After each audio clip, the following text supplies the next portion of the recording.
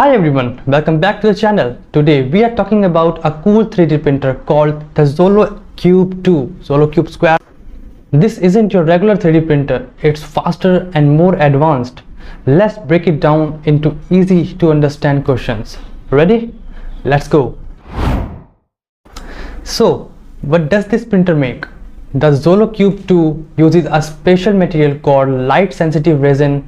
This resin hardens when exposed to light, which helps create high quality and detailed objects. You can print things like medical molds, jewelry, prototypes, and even small parts for various industries. Now, how does it work? Traditional printers build objects layer by layer, which can take a long time. But Xolo uses volumetric 3D printing. Instead of layers, it solidifies the material all at once using light. This means you get the entire object in one go. When it comes to speed, the Xolo is super fast. Thanks to its volumetric printing, it can finish prints in minutes instead of hours.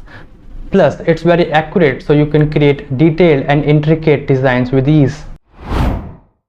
Okay, let's talk about money. How much does this printer cost? Well, it's on the expensive side, ranging from 50k to 100k. Why so much? Well, it uses new cutting edge technology, it prints super fast with high details, and it's still a bit specialized, so production costs are very high.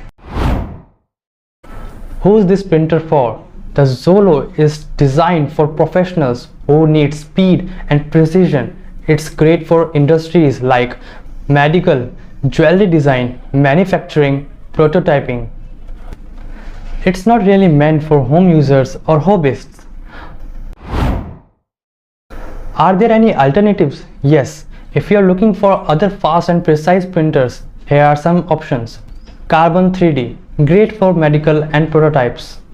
Envision Tech, awesome for jewelry and dental work. 3D Systems, perfect for rapid prototyping. Massivate 3D for large scale printing.